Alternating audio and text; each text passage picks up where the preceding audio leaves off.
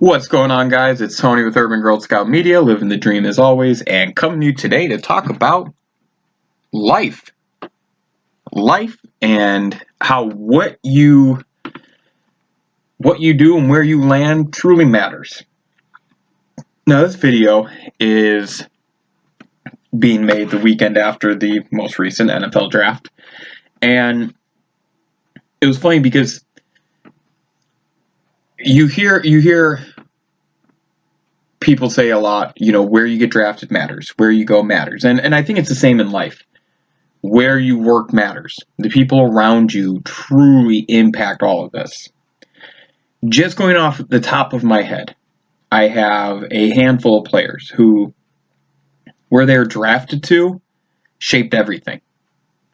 And really helped them a lot. So if you look at it from the sense of great talent to maybe a not as great situation where the talent is needed by the place more than the place is needed by the talent because the place might be dysfunctional. One of the best examples ever is Barry Sanders, Detroit Lions. So Barry Sanders is one of the absolute greatest running backs in the history of football. Go watch his highlight.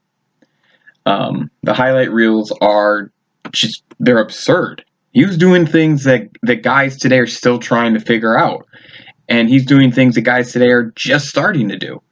The way that he cut, the way that he moved, kind of glided at times. Well, unfortunately, Barry Sanders played for a team called the Detroit Lions.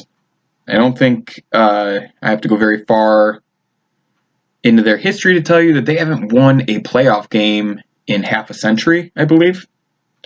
And that should tell you just about everything. Barry Sanders played in the 80s and 90s, I believe. All-time talent at a horrible location. I believe Barry Sanders retired early because he was just so beat up. You want another example? Andrew Luck goes to the Indianapolis Colts, takes a team that is garbage without him into the playoffs several times.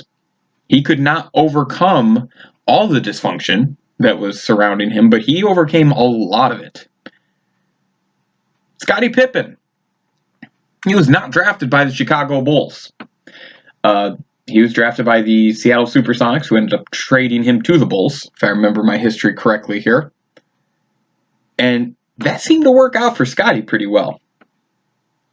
John Elway. John Elway refused to go to the first team that drafted him and ended up with the old Denver Broncos. And that worked out pretty well for him. The truth is, and you could even look at the easiest one of them all, Tom Brady. Now, granted, even the Patriots passed up on Mr. Brady several times.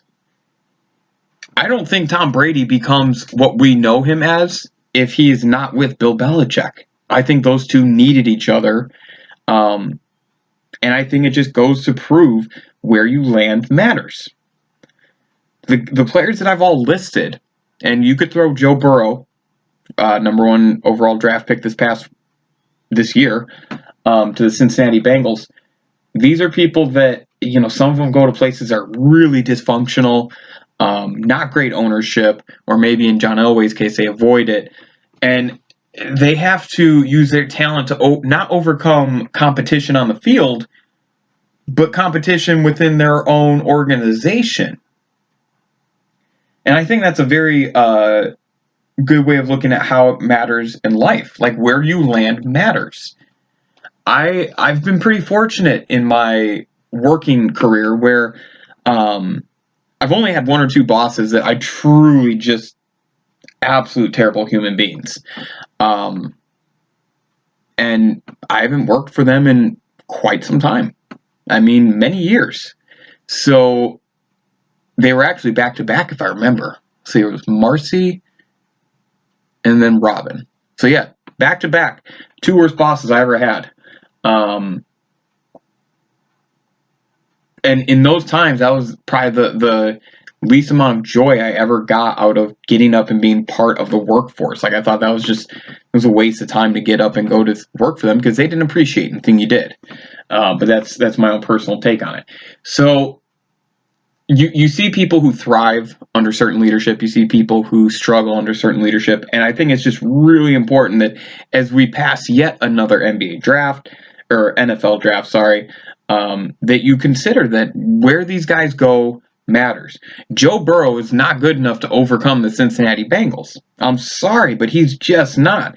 Just like Barry Sanders wasn't good enough to overcome the Detroit Lions, and Andrew Luck wasn't good enough to overcome the Indianapolis Colts. These are examples of good, great talent going to poorly ran organizations. Baker Mayfield, I almost forgot him. Good grief. I mean, I don't like Baker at all, but like, not on a personal level, as a football player, he's just not my cup of tea. He's not good enough to overcome what the Browns are going to do. The freaking Browns? Are you kidding me? Oh, Jesus. So, I think it's just important that we remember, not just in sports, but in life.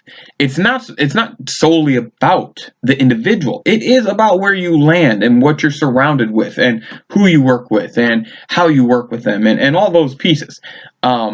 If Andrew Luck has a better offensive line, more than one good receiver, he's probably still in the NFL. If Barry Sanders had a little bit more help in Detroit, maybe they win a playoff game.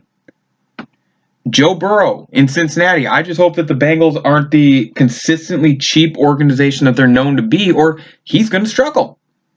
I mean, I'm sorry, but I'm not going to look at his last season at LSU because literally the stars lined up for this dude in every single way. I think he had one of the most amazing seasons, but everything clicked. There wasn't a lot of challenge, in my opinion. So just remember, as you guys go out there, and as you guys go and search for whatever's right for you, that it's not solely what you can do on your own. It's what you can do within the environment and what the environment can do for you. You got to remember that, boys and girls, because the moment that you forget, and I'm telling you, this is a truth that I believe, the moment that you forget that it is a give and take with everything in life, it's not just one way or the other. When you forget that, that's when you become vulnerable to a lot of unpleasant things. I'm trying to think of a really good way to give this example, but the owners of the Lions, the Colts, Bengals, cheap owners, bad owners, and they didn't understand that they had a responsibility to those players. Now, going back to Scottie Pippen and John Elway, they landed in the right place for them. Think about it. Scottie Pippen is not a top 50 player if he's not playing with Michael Jordan. And Michael Jordan doesn't have 6 championships if he's not playing with Scottie Pippen. They needed each other. He landed in the perfect place. John Elway won Super Bowls. I mean, it's all right there in front of you. That's why there are times where when the Lakers had Shaq, Kobe, Malone, Peyton, they didn't win a championship. Because it wasn't, you can't just throw people together. It's too much of a community. It's too much of a, you gotta be able to make all the little idiosyncrasies work together. They can't work against each other. And where you land and where you're at matters. I mean, it really does. So just keep that in mind, guys. There's countless stories of all these professional athletes that went to the right place or they went to the wrong place, and it becomes too much. They can't overcome some of these things. I mean, they really can't. Look at, everyone's talking about Michael Jordan's first few years with the Chicago Bulls because we're watching The Last Dance and all this. You guys do realize that the Bulls were a terrible team the years leading into Jordan's draft. There's a reason why they were so high in the draft. Like, I'm sorry, but he didn't have squat around him. He couldn't overcome poor management on his own. He needed a Scottie Pippen. He needed a Phil Jackson. He needed people who were there for the same purpose he was. And it's the same thing with where I work. I need certain people on my team. I need to have that ability to have that connection with people, but also just trust them. You have to be able to trust that these people are going to be here doing the right thing. So hopefully the latest round of draft picks, there's a few players. Who's the dude, Love, that went to Green Bay? Oh, that's going to be such a good story. Talk about where you land matters. That dude's not going to play for a few years unless Aaron Rodgers gets hurt again. Tua in Miami, that's going to be fun. I think that they needed a quarterback, and he needs a city that's going to believe in him. So that's a really good matchup. I'm worried for Joe Burrow. Cincinnati's not a great organization historically, and he's a rookie quarterback coming off of a everything went right year. Like I said, history don't lie. Where you land matters. So there you go, guys. Little loose, little free-spirited there on the conversation, but it's something I've been thinking about for a while, is not just in sports, but in life. Where we land matters. It really does. It's insane. Working at one job versus another, if you have the opportunity to work at either, is going to provide a much different reality for you. Where you land matters. Thank you so much. My name is Tony K. This is Urban Girl Scout Media, living the dream as always.